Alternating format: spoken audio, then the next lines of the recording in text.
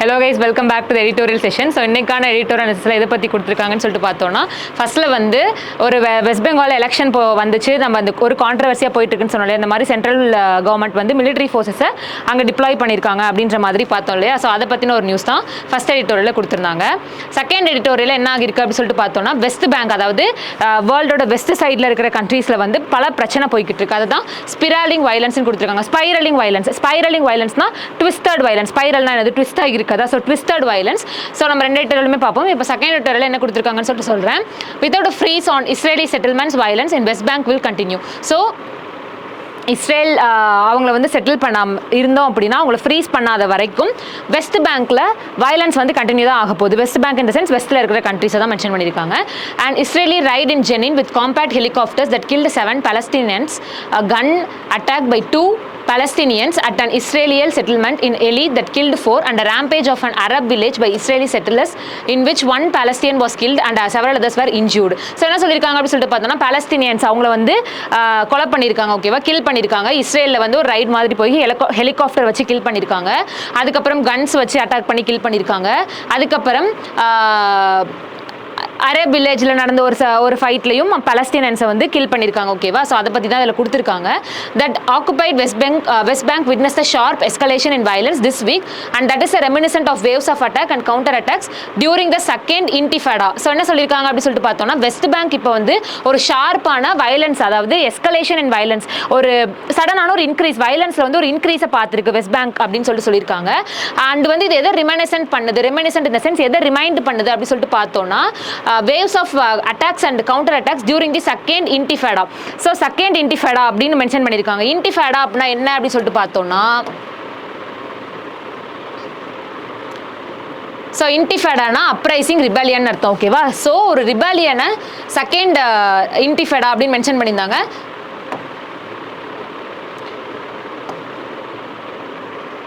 So it reminded the second intifada அப்படின்னு சொல்லியிருக்காங்க. So ஒரு ரிபலியனை அது ரிமைண்ட் பண்ணுது அப்படின்னு சொல்லிட்டு பாஸ்டில் நடந்த ஒரு ரிபலியனை ரிமைண்ட் பண்ணுற மாதிரியான ஒரு இன்சிடென்ட் தான் இப்போ நடந்திருக்கு அப்படின்ற மாதிரி கொடுத்துருக்காங்க, ஓகேவா.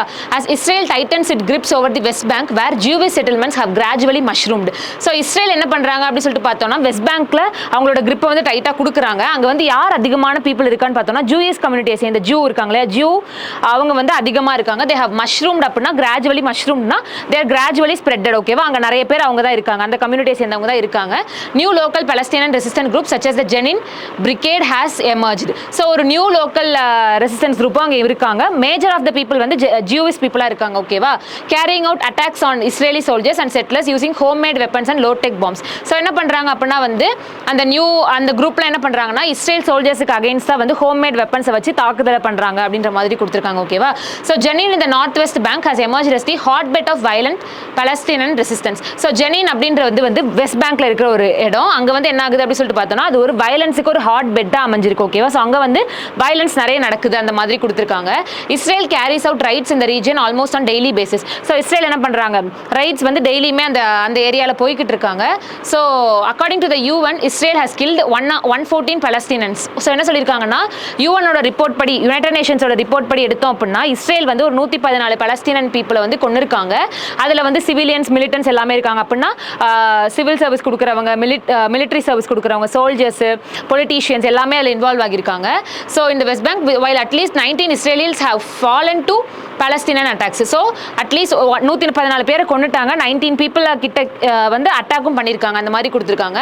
Tuesday's raid was carried out after the day Israeli cabinet approved plans to build new settlements in the West Bank. So Tuesday வந்து ஒரு ரைடு கேரி அவுட் பண்ணியிருக்காங்க. ஸோ இஸ்ரேல் வந்து மேலே மென்ஷன் பண்ணியிருந்தாங்க இந்த மாதிரி டெய்லி பேசிஸில் ரைடு கொடுத்துக்கிட்டு இருக்காங்கன்னு சொல்லிட்டு. ஸோ டியூஸ்டே வந்து ஒரு ரைடு போயிருக்காங்க. எதுக்கு அப்படி சொல்லிட்டு பார்த்தோம்னா இந்த மாதிரி ஒரு செட்டில்மெண்ட்ஸ், ஒரு நியூ செட்டில்மெண்ட்ஸை வந்து வெஸ்ட் பேங்க் சைட் கொண்டு வரலாம் அப்படின்ற மாதிரியான ஒரு பிளான் பண்ணி ஒரு புது ரைடும் டியூஸ்டே அன்னைக்கு போயிருக்காங்க, ஓகேவா. After the Eli attack by Palestinian gunman, Israeli Prime Minister Benjamin Netanyahu announced plans to build 1000 new settler homes. So வந்து பலஸ்தீனன் கன்மேனை வந்து அட்டாக் பண்ணதுக்கு அப்புறம் இஸ்ரேல் பிரைம் மினிஸ்டர் என்ன பண்ணியிருக்காரு அப்படின்னு சொல்லிட்டு பார்த்தோம்னா ஒரு 1000 பேருக்கு வந்து வீடு கட்டி கொடுப்போம், ஒரு பில்டிங் மாதிரி ஹோம்ஸ் மாதிரி கட்டி கொடுப்போம், அந்த மாதிரி பிளான் பண்ணியிருக்கதா சொல்லியிருக்காங்க, ஓகேவா. So West Bank has been burning for a quite some time. So West Bank side ஃபுல்லாகவே வந்து சண்டை சச்சரவு வயலன்ஸாகவே வெஸ்ட் பேங்க் ஃபுல்லாகவே மாறிடுச்சு, ஓகேவா. Israel which has established the checkpoint on the crisscross that occupied territories has managed to prevent so far the rise of another organized resistance after the second intifada while deepening the occupation. So Israel என்ன பண்ணிருக்காங்க அப்படின்னு சொல்லிட்டு பார்த்தோம்னா territories எல்லாத்துலயுமே boundaries territories எல்லாத்துலயுமே Chris cross அதாவது check பண்ணிருக்காங்க ஓகேவா செக்கிங்ஸ் கிறிஸ் கிராஸ் இடத்துல எல்லாத்து கிறிஸ் கிராஸ் இந்த சென்ஸ் ஒரு லைனை நிறைய இடம் கிராஸ் பண்றது மீட் பண்றது அந்த கிறிஸ் கிராஸ் ஓகேவா. ஸோ அந்த டெரிட்டரிஸ் எல்லாத்துலயுமே அவங்க வந்து செக்கிங் பண்ணிருக்காங்க அப்படின்னு தான் மென்ஷன் பண்ணிருக்காங்க. ஸோ அவங்களால ஓரளவு அந்த வயலன்ஸ் வந்து மேனேஜ் பண்றாங்க ப்ரிவென்ட் பண்றதுக்கு மேனேஜ் பண்றாங்க இஸ்ரேல் சைடு எடுத்துக்கிட்டோம் அப்படின்னா.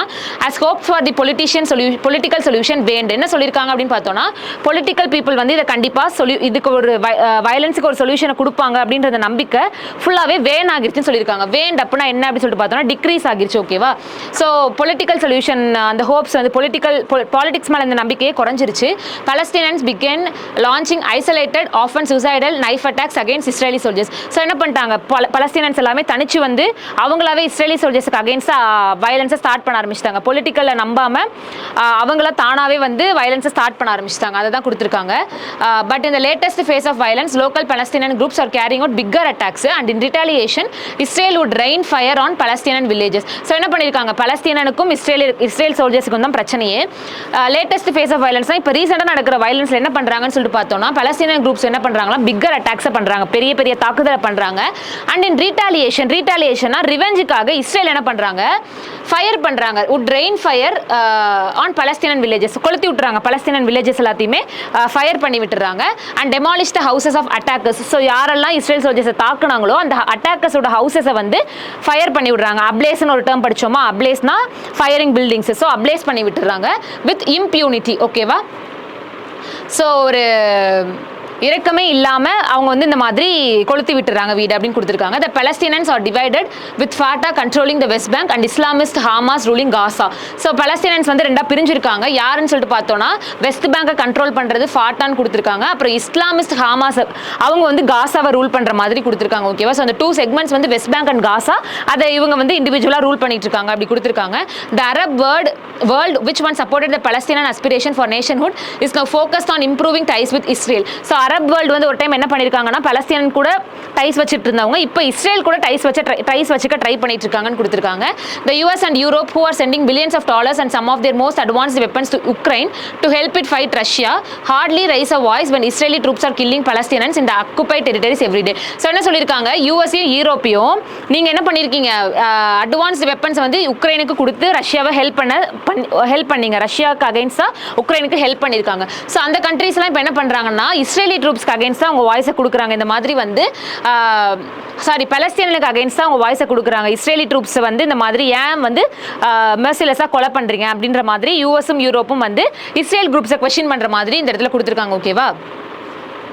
Next, the status quo in the West Bank and Gaza is a recipe for disaster. Status quo na the current status okay va current status வந்து West Bankலயும் காசாலயும் ஒரு recipe for disaster இருக்கு. So disasterக்கு ஒரு ரெசிபியா இருக்கு சண்டைக்கு ஒரு ரெசிபியா இருக்கு அந்த மாதிரி கொடுத்திருக்காங்க. Unless there are genuine efforts to freeze the Israeli settlements and open a dialogue between the two sides, the cycle of violence will continue endlessly. So unless genuine ஒரு எஃபர்ட்ஸ் எடுக்காத வரையும் இந்த மாதிரி வந்து அவங்க செட்டில்மெண்ட்ஸை செட்டில் பண்ணாத வரைக்கும் ஜென்யூனான ஒரு எஃபர்ட்ஸ் எடுக்காத வரைக்கும் இந்த சண்டை அங்கே கண்டினியூ தான் ஆக போகுது. ஸோ அந்த சண்டை வந்து will continue endlessly ஒரு முடிவே இல்லாமல் இந்த சண்டை கண்டினியூ ஆகிட்டு இருக்க போது ஒரு ஓப்பன் டயலாக் இஸ்ரேலி செட்டில்மெண்ட்ஸ் எல்லாத்தையுமே ப்ராப்பராக செக் பண்ணி முடிக்கணும் அந்த மாதிரி சொல்லி இந்த எடிட்டோரியல் முடிச்சிருக்காங்க ஓகேவா. ஸோ இந்த எடிட்டோரியலுக்கான வெக்காபுலரி நம்ம எண்ட் ஆஃப் த செஷனில் டிஸ்கஸ் பண்ணுவோம். ஃபர்ஸ்ட் எடிட்டோரியலில் unedifying row. So unedifying row, shadow of pole violence justifies court orders on central forces in West Bengal. So West Bengal la ஒரு controversy போயிட்டு இருக்கு. என்ன அப்படி சொல்லிட்டு பார்த்தோம்னா matter of deployment of central paramilitary forces ahead the panchayat elections to be held on July 8 is quite unedifying. So என்ன பண்றாங்க ஜூலை 8 அப்ப எலெக்ஷன் வரப்போகுது வெஸ்ட் பெங்கால்ல. ஸோ அதுக்காக சென்ட்ரல் கவர்மெண்ட் என்ன பண்ணிருக்காங்கன்னு சொல்லிட்டு பார்த்தோம்னா சென்ட்ரல் மிலிட்டரி ஃபோர்ஸஸ் வந்து டிப்ளாய் பண்ண போறாங்க டிஸ்ட்ரிபியூட் பண்ண போறாங்க பஞ்சாயத்து எலெக்ஷன்ஸ் நடக்கிறதுனால ஓகேவா. ஸோ அது வந்து ஒரு பெரிய கான்ட்ரவர்சியை West Bengal state government create பண்ணிருக்குன்னு சொல்லிருக்காங்க ஓகேவா. The state election commission initially appeared to be reluctant to heed calls by opposition parties to bring in central forces to boost the security arrangements. So state election commissionக்கு வந்து இனிஷியலா இதுல வந்து துளி கூட விருப்பம் இல்ல reluctant அப்படினா unwilling அர்த்தம் ஓகேவா. சோ இந்த மாதிரி சென்ட்ரல் ஃபோர்ஸஸ் உள்ள கொண்டு வரதுக்கு ஸ்டேட் எலெக்ஷன் கமிஷனுக்கு துளி கூட விருப்பமே இல்ல. இந்த மாதிரி சென்ட்ரல் ஃபோர்ஸஸை கொண்டு வந்து தான் செக்யூரிட்டி அரேஞ்ச்மெண்ட்டை பூஸ்ட் பண்ணணும் அப்படின்னு சொன்னதெல்லாம் இவங்க ஏத்துக்க முடியல யாராலனா ஸ்டேட் எலெக்ஷன் கமிஷனால ஓகேவா. A perceived delay in identifying sensitive areas resulted in the Calcutta High Court order in the poll body to ask for and deploy central forces. So Calcutta High high court order என்ன பண்ணிருக்காங்கன்னா இந்த மாதிரி போல் பாடியில வந்து போல் பாடினா நம்ம election booth இருக்கு இல்லையா அந்த போல் அதான் ஓகேவா. ஸோ எலெக்ஷன் ஓட்டு போட போற இடம் அங்க வந்து என்ன பண்ணணுமா சென்ட்ரல் ஃபோர்ஸஸ் வந்து டிப்ளாய் பண்ணணும் அப்படின்னு சொல்லிட்டு கல்கட்டா ஹைகோர்ட் ஆர்டர் போட்டாங்க ஓகேவா. இந்த ordinary course the deployment of central forces during the local body elections conducted under the watch of SEC would be at the state government's discretion. So என்ன சொல்லியிருக்காங்க அப்படி சொல்லிட்டு பார்த்தோம்னா எலெக்ஷன் நடக்கிறது state government state election commission இருக்கிறப்ப எதுக்காக central government வந்து இந்த மாதிரி ஒன்று பண்ணணும் டிப்ளாய்மெண்ட் எதுக்கு பண்ணணும் அப்படின்ற மாதிரியான ஒரு கொஸ்டின் ரைஸ் ஆகுது ஓகேவா. ஸோ எலெக்ஷன் வாட்ச் ஆஃப் SECனா ஸ்டேட் எலெக்ஷன் கமிஷன் கீழே தான் இந்த எலெக்ஷனே நடக்குது. அந்த இடத்துல வந்து இந்த மாதிரி சென்ட்ரல் ஃபோர்ஸஸ் ஏன் வந்து டிப்ளாய் ஆகணும் அப்படின்ற மாதிரியான ஒரு கொஸ்டின் கான்ட்ரவர்சியல் கொஸ்டின் ரைஸ் ஆகுது அப்படின்னு சொல்லியிருக்காங்க ஓகேவா. However it is an unfortunate reality that West Bengal frequently witnesses poll related violence. So ஒரு நிதர்சனமான உண்மை என்ன அப்படின்னு சொல்லிட்டு பார்த்தோம்னா வெஸ்ட் பெங்காலில் இந்த மாதிரி போல் ரிலேட்டடான வயலன்ஸ் வந்து நடக்கிறது புதுசு கிடையாது. ஆல்ரெடி இந்த மாதிரி போல் ரிலேட்டடான வயலன்ஸ் வந்து நடந்துகிட்டு தான் இருக்கு. ஸோ இதுவும் அது மாதிரி ஒன்றா கன்சிடர் பண்ணுறாங்க ஓகேவா. ஈவன் இந்த current poll process 8 people have died. So இந்த கரண்ட் போலிங் ப்ராசஸ்லையும் 8 பேர் வந்து இறந்துட்டாங்க. And there are reports of prospective candidates being prevented from filling their nominations for some panchayats. So என்ன பண்ணிருக்காங்க சில பஞ்சாயத்துல நாமினேட் பண்ண போவாங்க இல்லையா அவங்க வந்து being prevented அவங்கள தடுக்கிறதுக்குன்னு ஒரு கும்பல் இருக்கு ஓகேவா. ஸோ நாமினேட் பண்ண போற கேண்டிடேட்ஸை ப்ரிவென்ட் பண்றதும் நடக்குது. போல் பண்ண போனவங்களை வந்து 8 பேரை கொலையும் பண்ணியிருக்காங்க. ஸோ இந்த மாதிரி போலிங் டைம்ல வயலன்ஸ் நடக்கிறது வெஸ்ட் பெங்கால்ல புதுசு கிடையாது அப்படின்ற மாதிரி சொல்லியிருக்காங்க ஓகேவா.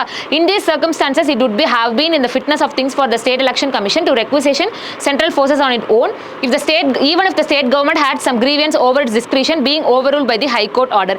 ஸோ இந்த மாதிரி டைம்ல வந்து ஸ்டேட் எலெக்ஷன் கமிஷன் வந்து சென்ட்ரல் ஃபோர்ஸஸை கேட்டிருக்கலாம் அவங்களாவே போய் கேட்டிருக்கலாம். ஆனாலும் ஸ்டேட் கவர்மெண்ட்டுக்கு ஒரு கிரீவியன்சஸ் இருக்கு ஓகேவா. ஸோ அவங்க ஹைகோர்ட் கிட்ட கேட்கறதுக்கு ஒரு கிரீவியன்சஸ் அவங்களுக்கு இருக்கு. ஆனாலும் அதை மீறி ஸ்டேட் எலெக்ஷன் கமிஷன் அவங்களாவே போய் எங்களுக்கு சென்ட்ரல் ஃபோர்ஸை கொடுங்க அப்படின்னு சொல்லி கேட்டிருந்திருக்கலாம். ஏன்னா அங்கே வந்து வெஸ்ட் பெங்காலில் இந்த வயலன்ஸ் வந்து அடிக்கடி நடக்கிறதுனால ஸ்டேட் எலெக்ஷன் கமிஷனாவே முன் வந்து கேட்டிருக்கலாம் அந்த மாதிரி சொல்லியிருக்காங்க ஓகேவா.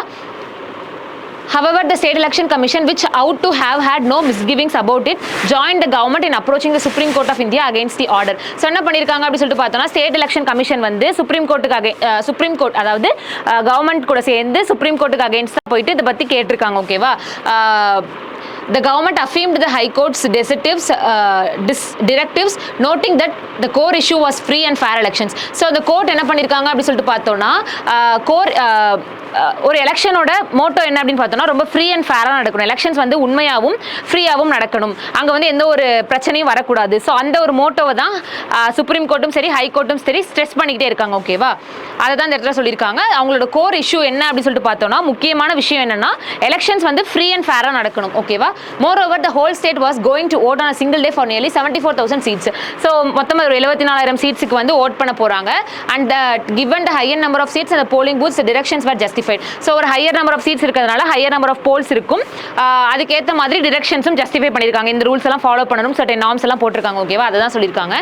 In yet another unfortunate turn, the SEC responded to the apex court order by requisition central forces in 22 districts, one company each, in a move that showed pique and resentment rather than compliance. So ஒரு unfortunate டர்ன்ல என்னாச்சுன்னு சொல்லிட்டு பார்த்தோம்னா SEC வந்து respond பண்ணிருக்காங்க. இந்த மாதிரி central forces உள்ள வந்தாங்க இல்லையா அதை வந்து இவங்க ரெஸ்பாண்ட் பண்ணிருக்காங்க. அது என்ன ஆகிருக்கு அப்படி சொல்லிட்டு பார்த்தோம்னா showed pick and resentment rather than complaints.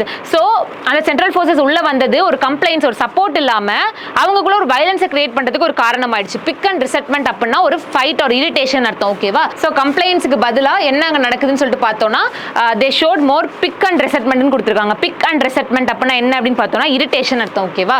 The High Court has once again intervened, noting that requisition number was thoroughly inadequate and directed that more forces, not less than the size of forces using during the 2013 Panchayat polls be sought, when as many 1.5 lakh police personnel and 82,000 central personnel were deployed. So என்ன சொல்லிருக்காங்க அப்படி சொல்லிட்டு பார்த்தோம்னா High Court வந்து once again intervene ஆகிருக்காங்க. Middle வந்து என்ன சொல்லிருக்காங்க அப்படி சொல்லிட்டு பார்த்தோம்னா ரெக்வெஸ்ட் நம்பர் நீங்க கொடுத்த சென்ட்ரல் டெப்ளாய்மெண்ட் ஃபோர்ஸஸ் வந்து எங்களுக்கு பத்தல இன்அடிக்வேட்டா இருக்கு, அதனால ஒரு மோர் ஃபோர்ஸஸ் எங்களுக்கு கொடுங்க அப்படின்ற மாதிரி கேட்டிருக்காங்க. 2013 பஞ்சாயத் போல்ஸ்ல என்ன பண்ணிருக்காங்க அப்படி சொல்லிட்டு பார்த்தோம்னா 1.5 lakh போலீஸ் பர்சனலும் 82,000 சென்ட்ரல் பர்சனலும் டிப்ளாய் ஆயிருக்காங்க. ஸோ அதை விட எங்களுக்கு கொஞ்சம் இந்த டைம் அதிகமாக கொடுங்க அந்த மாதிரி ரெக்வஸ்ட் பண்ணி கேட்டிருக்காங்க ஓகேவா. The controversy flags the issue of political violence which is quite endemic to West Bengal. So என்ன சொல்லியிருக்காங்க அப்படி சொல்லிட்டு பார்த்தோம்னா இந்த ஒரு கான்ட்ரவர்சியும் ஒரு வயலன்ஸை கிரியேட் பண்ணிருக்கு வெஸ்ட் பெங்கால்ல. வெஸ்ட் பெங்கால்ல வயலன்ஸ் இந்த மாதிரி எலெக்ஷன் டைம்ல வருது எண்டமிக்னு மென்ஷன் பண்ணியிருக்காங்க. எண்டமிக் அப்படின்னா என்ன அப்படின்னு சொல்லிட்டு பார்த்தோம்னா பர்டிகுலராக அந்த ரீஜியனில் அந்த டைமில் அந்த மாதிரியான ஒரு விஷயம் நடந்துகிட்டே இருக்கும். ஓகேவா? So prevalent in that region, அதான் அந்த எண்டமிக்கான அர்த்தம். ஸோ வெஸ்ட் பெங்காலில் எலெக்ஷன் டைம்னு வந்துட்டாலே, போல் எலெக்ஷன் வந்துட்டாலே இந்த மாதிரியான வயலன்ஸ் வரது எண்டமிக் அப்படின்னு கொடுத்துருக்காங்க. ஓகேவா? Each election sets off a round of violence and demands for central forces. The federal principal that law and order is under the state domain is often strained and tested at such times. So என்ன சொல்லியிருக்காங்க, ஒரு election அப்பையும் இந்த மாதிரி violence வரும், demand for central forces அதிகமாக இருக்கும். இந்த ஃபெடரல் பிரின்சிபல் என்ன, கவர்மெண்டோட பிரின்சிபல் என்ன அப்படின்னா லா அண்ட் ஆர்டரை ஒழுங்காக மெயின்டைன் பண்ணணும்.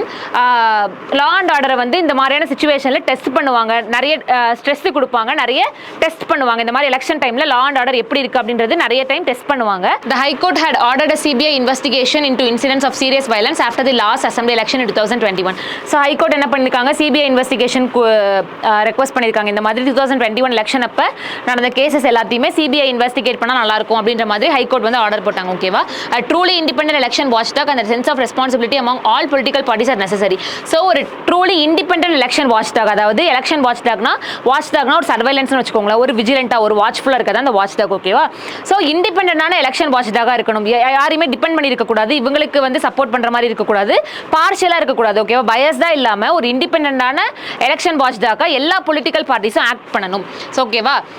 Truly independent election watchdog and sense of responsibility among all political party. So எல்லா பொலிட்டிக்கல் பார்ட்டிஸும் ரெஸ்பான்சிபிள் எடுத்து இண்டிபெண்டன்ட் வாட்ச்டாக ஒர்க் பண்ணோம் அப்படின்னா are necessary to preserve the purity of the election process. So இதெல்லாம் இருந்தால் மட்டும்தான் எலெக்ஷன் ப்ராசஸ் வந்து மேலே மென்ஷன் பண்ண மாதிரி ஃப்ரீ அண்ட் ஃபேராக நடக்கும். அந்த எலெக்ஷனுக்கான பியூரிட்டியை வந்து நம்மளால் ப்ரிசர்வ் பண்ண முடியும். ஸோ இண்டிபெண்டாகவும் ஒரு ஃபுல் ரெஸ்பான்சிபிலிட்டியோடையும் எல்லா பொலிட்டிக்கல் பார்ட்டிஸும் சேர்ந்து வேலை பார்க்கணும். அப்போ தான் ஃப்ரீ அண்ட் ஃபேர் எலெக்ஷன்ஸ் கண்டிப்பாக நமக்கு கிடைக்கும். அந்த மாதிரி சொல்லி இந்த எடிட்டோரியல் முடிச்சிருக்காங்க. ஸோ இந்த 2 எடிட்டோரியலுக்கான வெக்காபுலரியை இப்போ நம்ம டிஸ்கஸ் பண்ணுவோம். ஓகே, அன்எடிஃபையிங், அதான் ஃபர்ஸ்ட் எடிட்டோரியல் ஹெட்டிங்காகவே கொடுத்துருந்தாங்க. அன்எடிஃபையிங் அப்படின்னா அன்பிளசன்ட்னு அர்த்தம். ஓகேவா?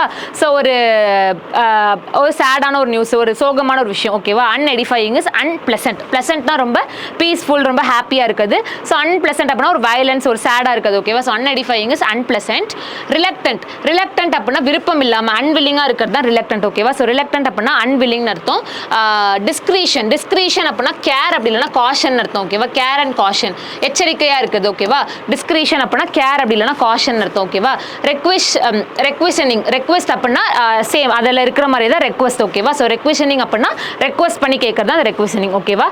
பிக் ஆர் ரெசன்மெண்ட்னு பார்த்தோமா, pique or resentment rather than கம்ப்ளைண்ட்ஸ்னு பார்த்தோம். ஸோ பிக் ஆர் ரெசன்மெண்ட் அப்படின்னா ஒரு இரிட்டேஷன். ஓகேவா? ஒரு வயலன்ஸ், ஒரு இரிட்டேஷன், அதுதான் வந்து பிக் ஆர் ரெசன்மெண்ட்னு சொல்லுவோம். அதுக்கு ஆப்போசிட் தான் இந்த கம்ப்ளைண்ட்ஸ் அப்படின்னா அட்ஹெரன்ஸ்னா சப்போர்ட்னு அர்த்தம். ஓகேவா? ஸோ பிக் ஆர் ரெசன்மெண்ட் அப்படின்னா இரிட்டேஷன் அர்த்தம். அதுக்கு அப்படியே ஆப்போசிட் கம்ப்ளைண்ட்ஸ்னா அட்ஹேரன்ஸ் அப்படின்னா சப்போர்ட் பண்ணுறதுன்னு அர்த்தம். ஓகேவா? நெக்ஸ்ட் இன்டர்வீன்னா இன்டர்ஃபியர் ஆகிறது, மிடில் வருது. ஓகேவா? So to come in middle. ஓகேவா? ஸோ இன்டர்ஃபியர் அப்படி இல்லைன்னா மிடில் வருது. டொமைன் அப்படின்னா என்ன அப்படி சொல்லிட்டு பார்த்தோம்னா, நம்ம ரெஜீம்னு ஒரு வேர்டு அடிக்கடி பார்ப்போம் இல்லையா? ரெஜீம் அப்படி இல்லைன்னா ரீஜியனை தான் வந்து டொமைன்னு சொல்லுவோம். ஸோ டொமைன்னா ரீஜியன் அப்படி இல்லைன்னா ரெஜீம்னு அர்த்தம். ஓகேவா? ஸோ ஸ்பைரலிங் அப்படின்னா ட்விஸ்ட் அண்ட் டர்ன்ஸோடு இருக்குது, ட்விஸ்டடாக இருக்கிறது அந்த ஸ்பைரலிங்கான அர்த்தம். So spiralling is twisted. Rampage அப்படின்னா வயலண்ட்னு அர்த்தம். ஓகேவா? ரேம்பேஜ் அப்படின்னா வயலண்ட்னு அர்த்தம். ரேம்பட்னு ஒரு வேர்டு உண்டு, ரேம்பண்ட் அப்படின்னா அன்கன்ட்ரோலபிள்னு அர்த்தம். ஓகேவா? அன்கன்ட்ரோலபிள். ஓகே, நெக்ஸ்ட் ரெமினிசன்ட் அப்படின்னா என்னன்னா ரிமைண்ட்ஃபுல், அதாவது எதை ஞாபகப்படுத்துது, நம்ம ரிமெம்பரிங். ஓகேவா? ரெமினிசன்ட் இஸ் ரிமெம்பரிங், ஞாபகப்படுத்தி பார்க்கறது. ஓகேவா? Reminiscent, remembering. இன்டிஃபேடா, ஸோ நம்ம முன்னாடியே வந்து பார்த்தோம், இன்டிஃபேடானா அப்ரைசிங், ரிபலியனை தான் இன்டிஃபேடான்னு சொல்லுவாங்க. அது ஒரு Islamic term. So intifada is rebellion. ஓகேவா? சண்டை, ஃபைட்டு, என்ன வேணா வச்சுக்கலாம், ஃபைட்டு.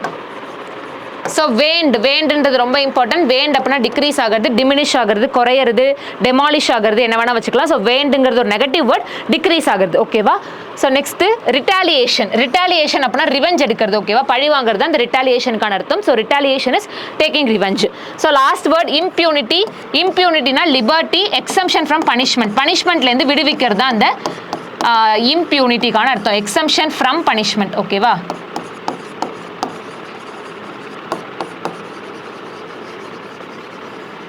ஸோ இம்பியூனிட்டி அப்படின்னா எக்ஸம்ஷன் ஃப்ரம் பனிஷ்மெண்ட்லேருந்து பனிஷ்மெண்ட் தராமல் இருக்கிறது, அப்படி இல்லைன்னா ரொம்ப லிபரலாக இருக்கிறது, ஃப்ரீயாக விடுறது. ஓகேவா? So impunity, liberty or free or exemption from punishment. ஓகேவா? ஸோ அவ்வளோதான் இன்னைக்கான எடிட்டோரியல் அனாலிசிஸ் முடிஞ்சிருச்சு. ஸோ அந்த செஷன் உங்களுக்கு கண்டிப்பாக யூஸ்ஃபுல்லாக இருக்கும்னு நினைக்கிறேன். நாளைக்கு ஒரு இன்ட்ரெஸ்டிங்கான செஷனில் மீட் பண்ணுவோம். தேங்க்யூ.